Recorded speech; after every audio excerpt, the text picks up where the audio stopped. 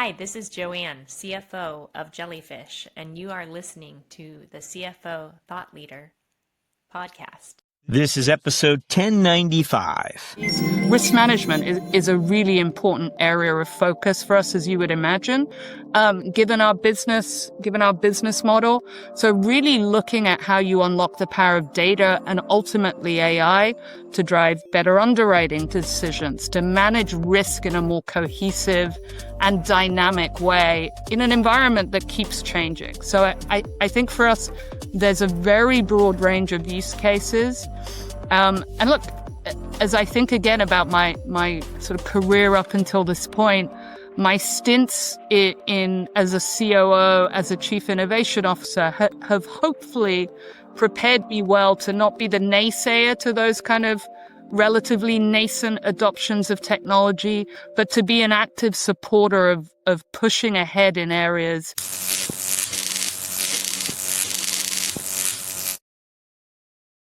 Bea Ordonez still recalls the whirlwind of her first CFO chapter, a raw fintech startup where in 2 short years she helped recruit over 100 people, built up the processes they would follow, and decided what kind of culture would ultimately bind them together. Immersing herself in every workflow taught her that finance leadership must reside along the front lines at times, listening, questioning, and turning messy reality into structure. CFO Bea Ordonez joins us after this. Hello, we're speaking to Bea Ordonez, CFO of Payoneer. Bea, welcome back to CFO Thought Leader. Thanks, Jack. It's great to be here. Good to see you again. See you. It's been about 5 years since we last caught up with you. And we can't wait to explore some of the challenges and revelations that have shaped your path since then. Are you ready? I have a question for you. I'm ready. Fire away. Since we last spoke, we'd like to know what comes to mind when we ask you about, are there experiences and roles that may have influenced the evolution of your CFO mindset, or maybe your leadership style? Any experiences or roles that you feel shaped it? Sure. Look, it's a great question. I think it's fair to say that I've had a relatively unconventional path to the CFO role. I started as a CFO. I spent some time as a COO. I've returned via this sort of maybe unconventional path to a more traditional public company CFO role. And that whole journey has been, I guess, more than 20 years, even though I spoke to you about 5 years ago, as you said, Jack. So, I started my career in a startup role. I think that has continued to shape my view in a bunch of ways. I think as you really build a business, and I was the CFO at this startup, albeit not a public company, as you build a business, particularly in a relatively nascent space, I think it teaches you that you need to have a high degree of sort of conviction in an area and potentially in a whole bunch of areas where there's not an obvious right answer. So I would say that began to shape me in my 20s and I think has been valuable. As I moved through my career, I set up big operational teams and moved teams around over the years, both operational teams and finance teams. And there's nothing quite like building a team from the ground up, right? Building a team of, if it's 100 people, and for me it was over a couple of years, really sort of thinking about what kind of team you want to have on every level, right? What kind of individuals, what kind of culture do you want to have? How do you want to interact with folks? What kind of opportunity do you want to have? So that was a sort of really formative phase in my career, if you like.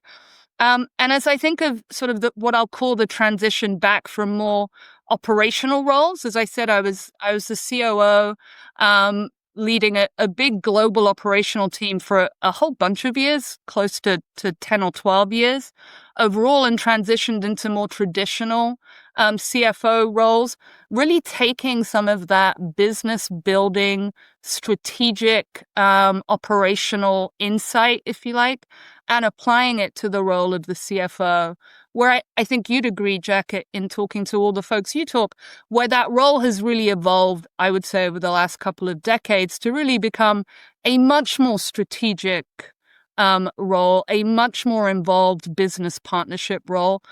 So I think taking all of those learnings from my role as Chief Innovation Officer at Webster and CFO at Sterling and my COO role for many years and applying them to sort of the CFO role as it is today.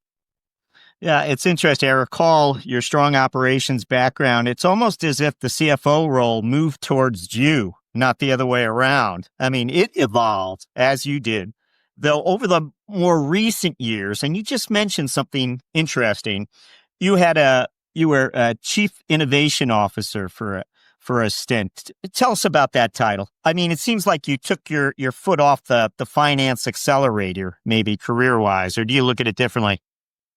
I think maybe I look at it differently, right? I really took on a broad portfolio of activities and things, for want of a better word, in that role, and really brought sort of my operational instincts and expertise, my finance instincts and expertise to what was at that time a very broad portfolio, everything from sort of the product area within that large regional bank and really helping us think through how we should position the product to the digital innovation arm of that bank and how we should think about the evolution of digital products and customer-facing products more broadly to sort of more, again, nascent business lines in the banking as a service space and so on. So I feel like it spoke to some of my strengths. And again, everything is a journey. I think that's certainly what I've taken from my career. Spoke to some of my strengths and developed others in terms of really thinking about areas where you can really put your foot on the gas and look to accelerate innovation in a particular area that might feel from left field, so to speak. Do you view the expectations placed on finance leaders over these more recent years, let's say the last 5 years, have you seen those expectations evolve or shift? And, curious as to what new skills or approaches have you had to adopt as a finance leader to meet those expectations? Yeah, look, I think for sure they have. There are acres of articles and other thought pieces about the evolving nature of the CFO role. I think as I think of my last, I'll call it sort of 8 to 10 years in that CFO space, more or less, right? The most important relationship you have is, of course, with your CEO. Maybe not of course, but it's certainly one of the more important. And why is that? Because they're really looking for a thought partner. So I think the real kind of evolution of that finance role has been away from simply sort of handling the financial reporting, providing sort of financial inputs to the strategy, to really sitting with the CEO and with the other members of the leadership team and thinking through all of the inputs, finance and otherwise, that should really form the company's strategy and the company's go forward sort of vision and mission, if you like. So I think that has been the real evolution. And I think that's why sort of a broad range of experiences and roles has, at least for me, prepared me well for kind of operating in that fast-moving fintech space and fast-moving sort of pace of innovation that we see today. In the past, I recall I would describe it hands-on as far as your operational approach, and you can correct me if you look at it differently. But I'm curious whether, as you moved forward, whether you had to adapt that hands-on operational approach. And at the same time, it's very clear that you value that, having had that experience. No, for sure. You've remembered it well. Look, I've always made it a point, and I still try and do that, to really understand what my team does on a day-to-day basis, to really walk a mile, so to speak, and understand. And it goes both for the team, frankly, and also for your customers in the kind of business we're in at Payoneer. It's also understanding sort of the experience as it is felt from the customer. And to do that, to do both of those things, you really have to get into the details. That there's not a crash course or a series of slides that will really get you there.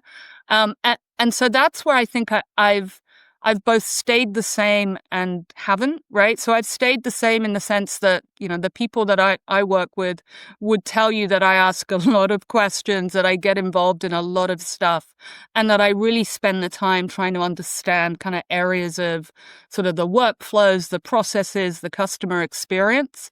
And also where I've sort of adapted, I think, is developing an ability, I hope, to really synthesize a lot of different data inputs across the organization and to have those things be an input to sort of a broader vision, right, that can help inform capital allocation decisions, inform sort of our strategy, how we think about the business more broadly, how we think about the opportunity, how we externalize the vision, right? All of the things that are viewed as more sort of traditional CFO roles.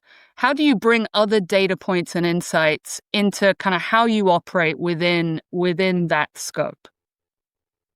Well, that's a nice some insight there for us. I want to ask you again. You've been there 2 years since you stepped into the CFO office at Payoneer. So let's find out about Payoneer. And I know cross-border payment services is the abbreviated offering that comes to mind.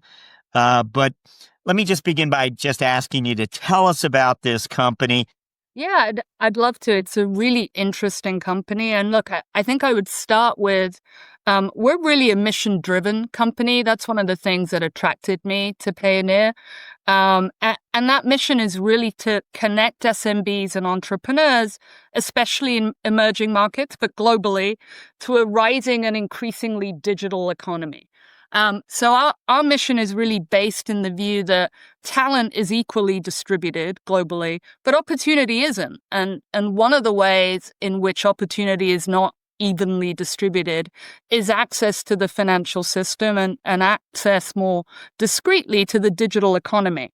So at the heart of our mission is providing that on-ramp, if you like, to SMBs and freelancers and entrepreneurs and others. And we serve more than 2 million of those customers with access to those opportunities in the form of access to global marketplaces where we aggregate demand, in the forms of access really to the traditional financial system in a way that takes away the complexity and allows them to run their businesses and grow their businesses.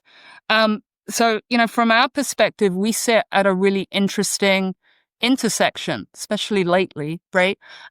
Really at the intersection of a increasingly digital economy, right? I think we saw that certainly after COVID with the adoption of more digital forms of commerce. Digital payment adoption grew markedly in the period immediately after the pandemic. So we're at an intersection where for sure we see increasing digitization. At a global level, that's even more the case as people rise up out of poverty and have more access to internet and so on. We're seeing certainly global trade dislocations and opportunities. We're seeing more and more entrepreneurs looking to access those global opportunities as, again, they become more digital and more within our scope. Well, again, curious about your arrival there. Turn back the clock 2 years, the type of opportunity this was for you.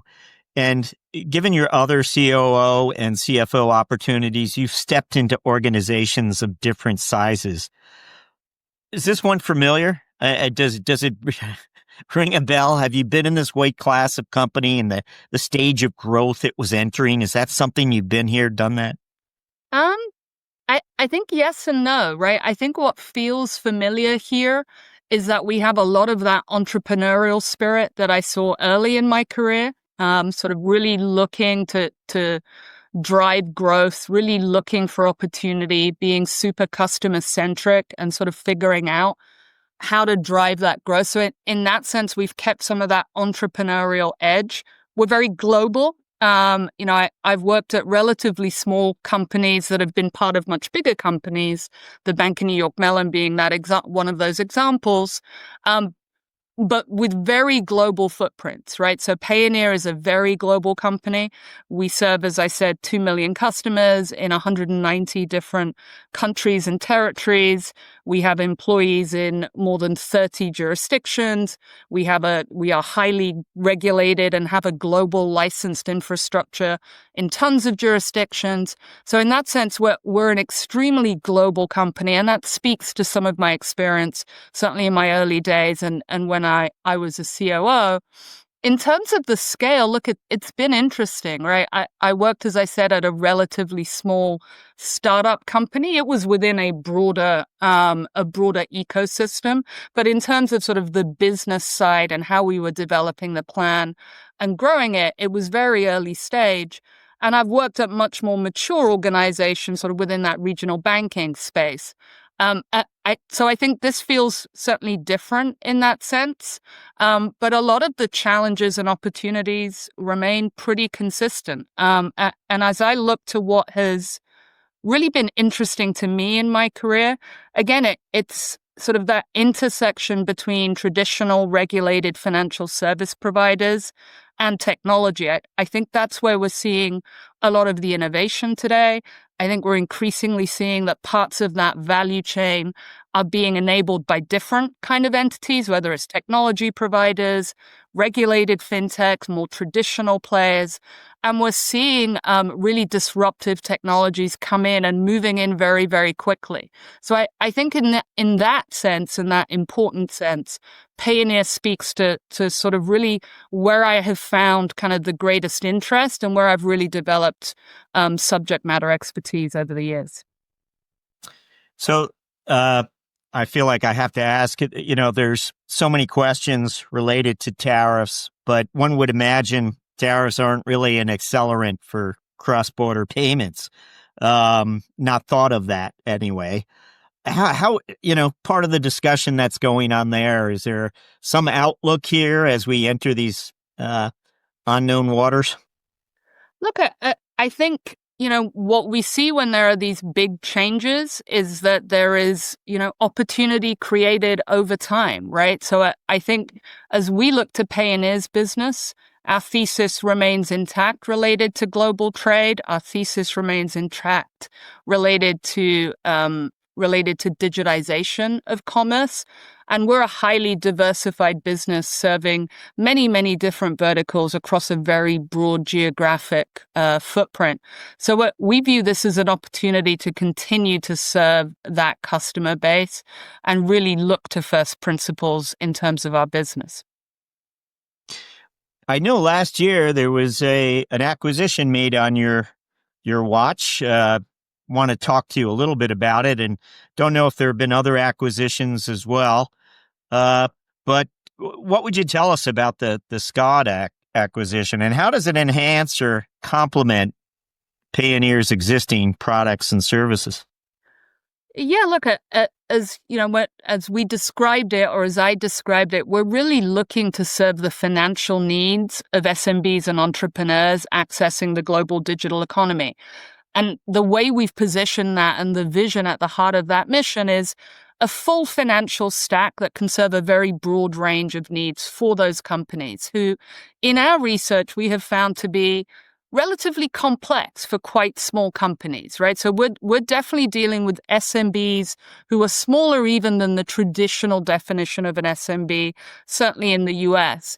And yet they have very complex needs. They have employees in multiple jurisdictions. They often have multiple entities.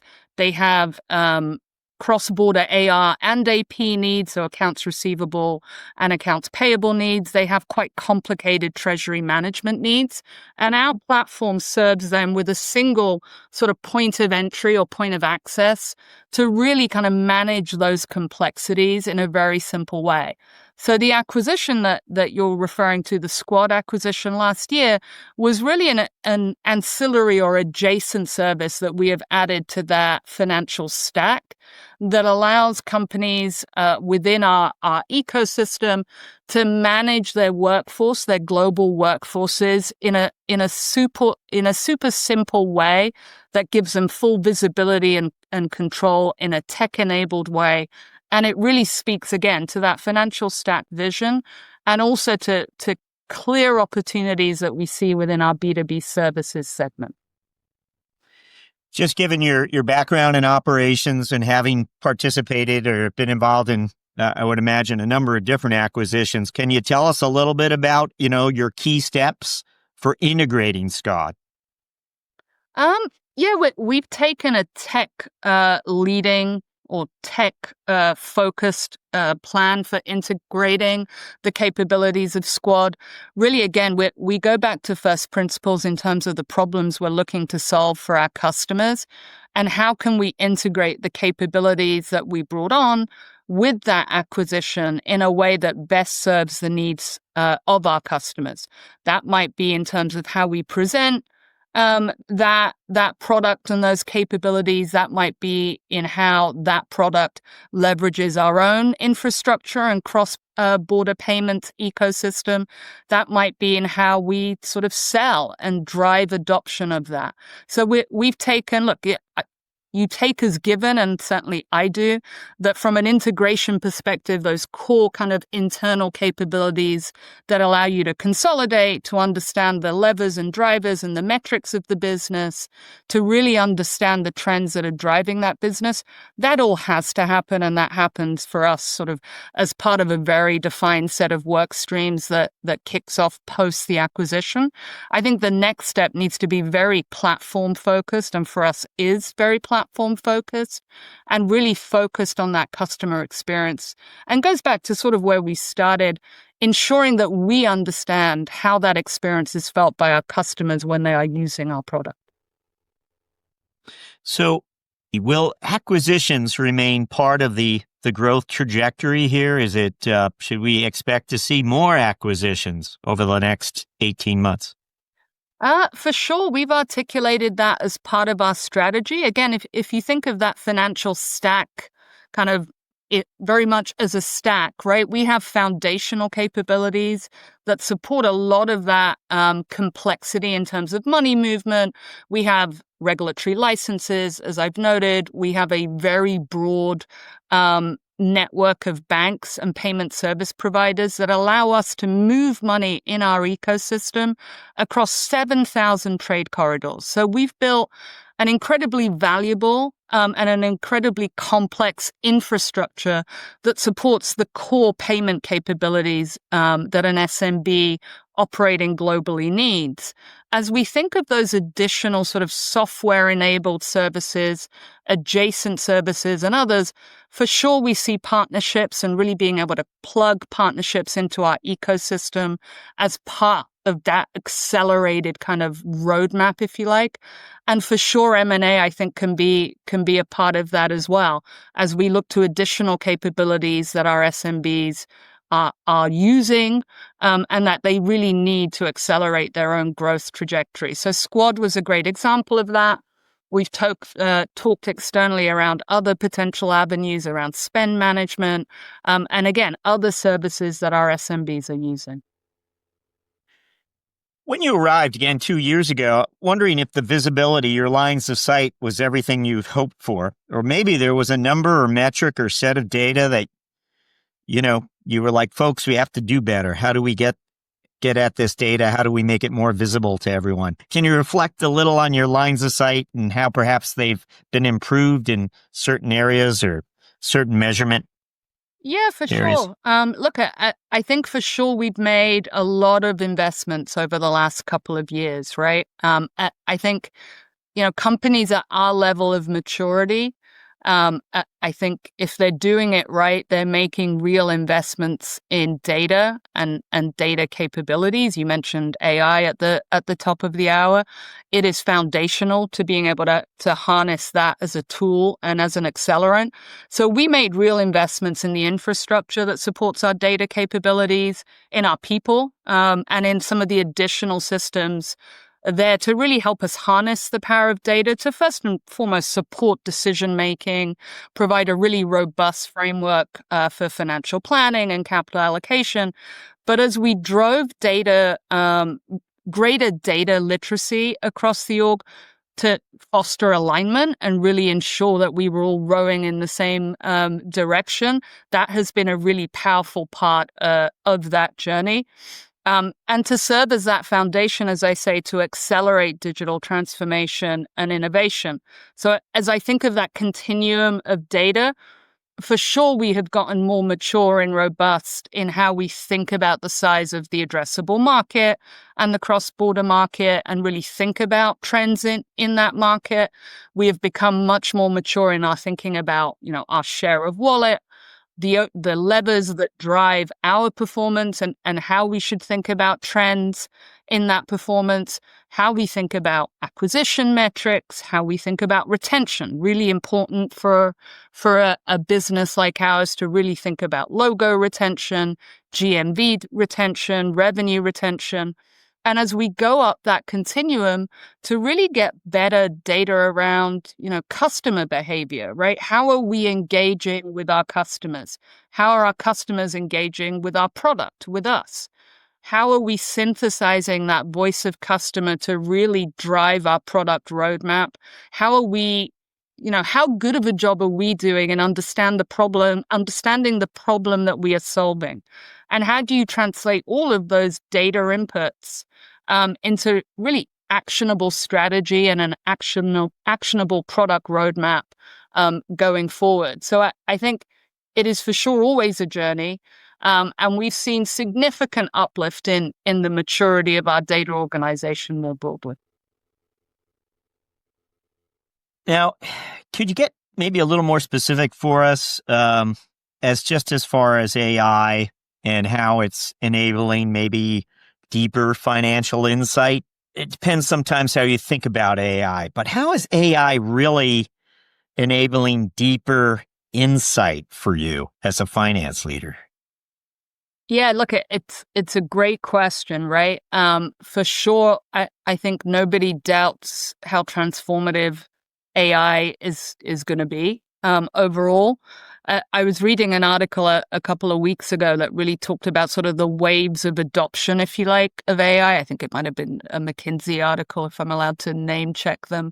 And it talked about those waves of adoption, right? And the first one was sort of the data foundation. How do you get your data foundation into a place where you can actually utilize those tools?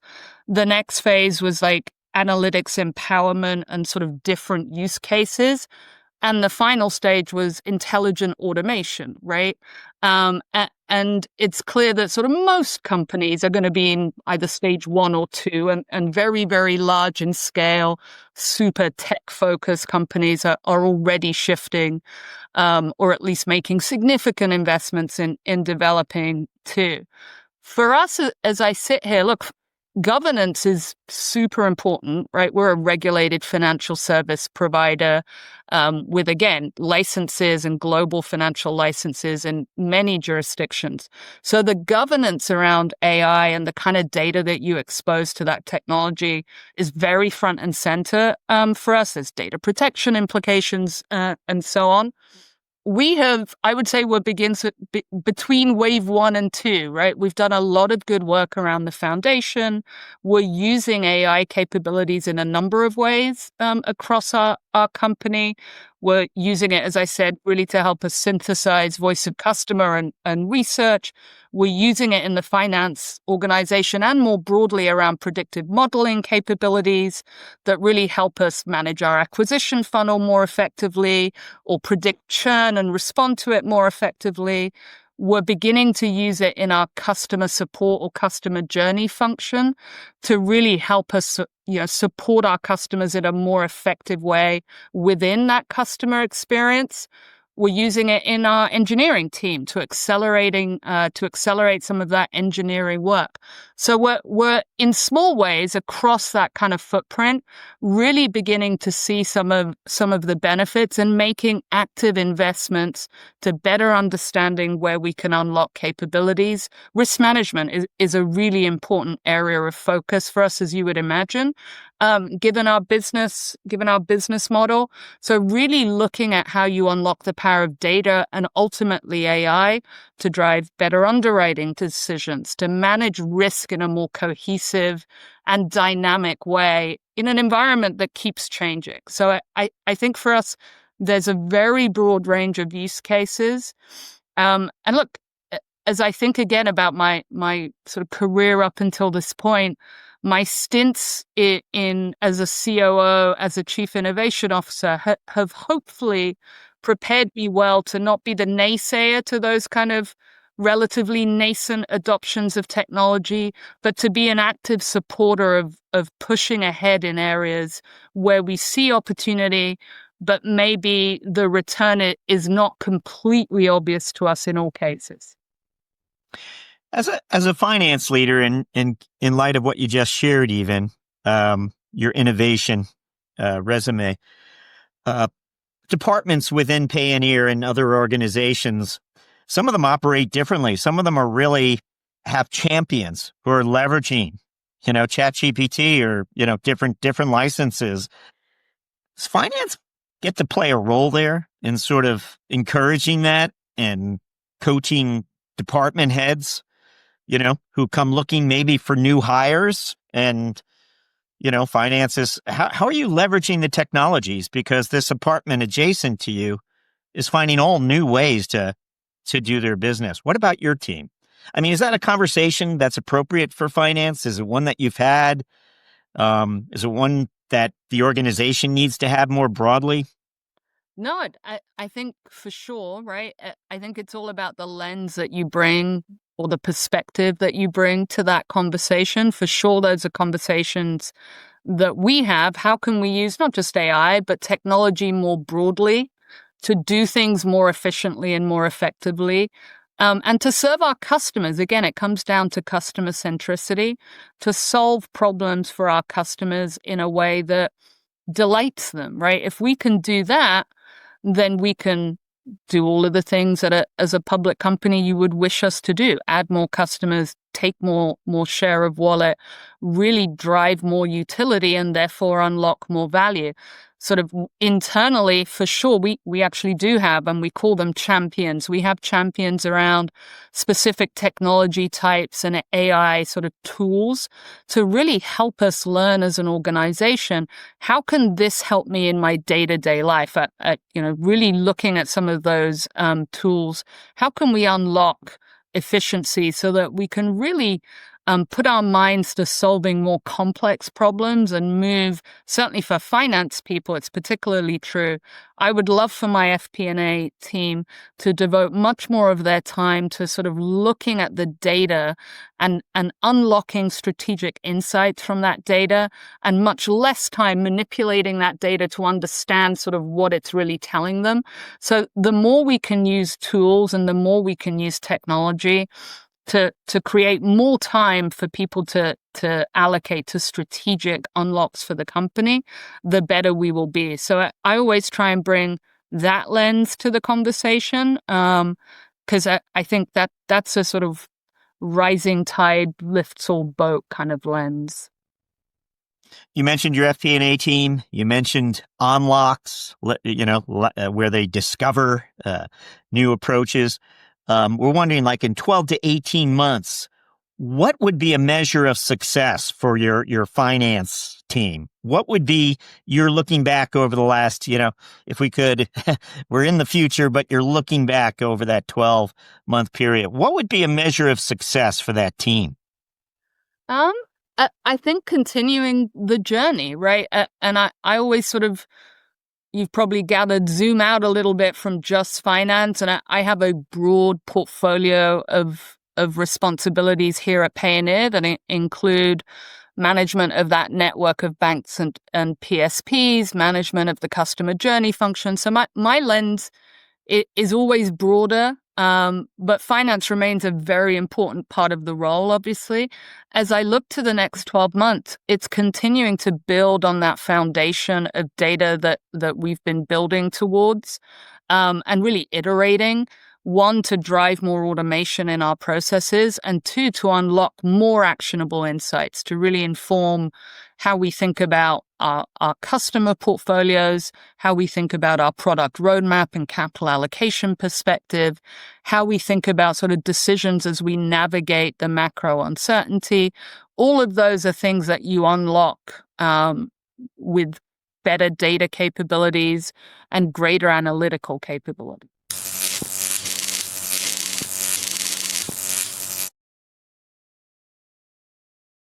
Bea, we always like to ask for a finance strategic moment you might recall. We're wondering what you might share. When I ask the question, share with us a finance strategic moment. What comes to mind? As I thought a little bit about this question, I guess what ultimately came to mind to me, and maybe there's some recency bias here for sure, is that it's not a single insight or moment, right? I've been at this for, I'll say, a longish amount of time, right? And there've been many crises and upheavals along the way, right? From the dot-com bubble to the Asian financial crisis and the global recession in the 2000s. And the Great Recession in 2008 to the COVID pandemic, right? And I think it's not always clear when we have those really big upheavals what the lasting impact of them will be, right? I think that's the case even with COVID, which is now somewhat in the rearview mirror. I think in the rearview mirror, I think when you're talking about those very seismic shifts, it's impossible even now to fully assess the global impact. But for sure, there was some things that didn't return to sort of the pre-pandemic kind of paradigm, if you like. It's impacted how we work. It's impacted poverty and inequality. It's impacted supply chains and global trade, right? And it was also an accelerant for innovation and transformation, right? I talked already about digital payments and e-com and so on. So I guess my insight, especially right now, right, is that crises and upheavals are a fact of life, if you like, and that they'll probably feel much more frequent to us now in the age that we live in, and may even be more frequent, right? It's very hard to apply the lens of sort of how history will look back to the life you live today. So it may be that they only feel more frequent, or it may be that they are actually more frequent. I've been here 2 years, as you've noted, Jack, and the U.S. banking crisis was less than 2 years ago. That felt kind of seismic here in the U.S. for a while, right? And so they feel more frequent, and again, maybe they are, and maybe it's how interconnected we are sort of globally, and maybe it's the pace of technology and innovation, and maybe it's all sorts of things. So I think, my takeaway from that is that it's even more important to really be able to navigate against that changing environment, right? I think we're going to continue to see it. I think we're going to continue to live with a degree of ambiguity across many, many verticals and industries and macro environments. And it's going to be really important to build resilient and high-performing teams and to be resilient, right? It's as a leader, you have to be really resilient and sort of lean in and problem solve. My view is that change will almost always present an opportunity. And for Payoneer, I feel that very acutely, that change will bring an opportunity. And it's really in how we respond to that change, how we support our customers, how we make speed a competitive advantage against that environment, how we respond to the shifting macro and adapt, and how we continue to focus first and foremost, again, on serving those customers, sticking to first principles, and really driving forward. So I think my reflection and insight is that change is a constant. That's not a revolutionary observation for sure. But I think it's become a more frequent observation. And for sure, as I look at, for me, a longish career, as I say, the degree to which the companies I've worked at have or haven't successfully navigated that change has defined how they emerged from that period. So it's critically important. I want to touch on leadership with you, not necessarily finance leadership, but leadership in general. You spent a lot of time talking about how operations really shaped your career and your overall, I think, business mindset. But as you emerged as a leader, I'm wondering if there's a perspective as you look back that you adopted and it perhaps altered your approach to leadership? Wow, that's a super interesting question. When did I feel like a leader? Um, it's. I think you have to somewhat. Everyone talks about data-driven decision making and leadership, and it's super important. I've talked a lot, even in the last X many minutes with you, Jack, around the importance of data, and I believe that completely, but also the fact that you have to live in ambiguity a little bit, right? And so to me, what has defined leadership is an ability to make decisions with imperfect information, and sometimes a lot of ambiguity along the way, right? And I think as you mature as a leader, you develop greater conviction in your ability to do that, and greater sort of ability to take that on, and to really lean into that. I think for me, that's what defines the difference between sort of a leader, and the organization more broadly, being able to take that on. Your career really does span quite a few, as it does with many finance leaders, but the economic downturn, of course, COVID. Do you view current economic circumstances as a test of leadership, or just yet another chapter where you get to demonstrate leadership? I think both, right? I think both for sure. As I said, I think change will continue to be a constant, and that the pace of change will likely accelerate for a whole bunch of mostly obvious reasons. So I think the test of resilient companies, and we will celebrate 20 years this year, actually in a couple of weeks at Payoneer. So we have been a resilient company for 2 decades, and built an enduring business and pivoted our strategy over time, to capture opportunity and drive growth. And it will also be a test of resilient leadership in a very broad sense. So I think, the answer is both. We'd like to end by asking you to serve up some piece of guidance for those aspiring CFOs who want to drive growth, who want to step into the roles that you've had a number of chapters now performing in.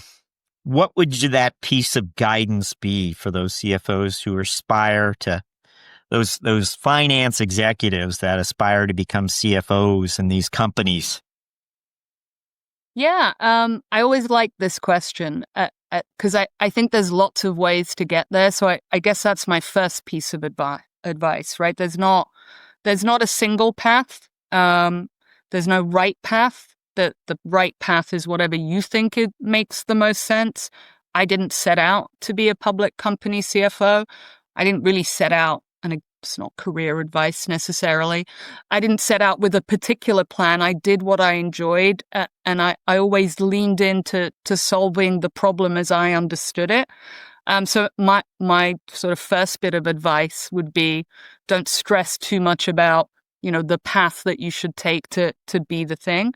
My second, and I think it's important, I wish someone had sort of coached me more, I'm not sure I would have taken the advice, would be to be an advocate for yourself and for the people around you, particularly people in your team. That's how you build trust and collaboration. And that's, I guess, my third piece of advice, right? Companies are, in a very real sense, organisms, right? You need to be good at figuring out the health of that organism. And to do that, you need to talk to a lot of people. You need to be curious. You need to build trust. You need to, as I said before, get good at synthesizing lots and lots of different data points. You won't always be right, but you've got to form a view and then have that view be sufficiently malleable that you can take inputs and move forward, with that view and really progress and work in collaboration with others. So, that's my advice. No single path. Be an advocate for yourself and be curious. It's a big world. Bea Ordonez, thank you for joining us on CFO Thought Leader. It was a pleasure talking to you, Jack.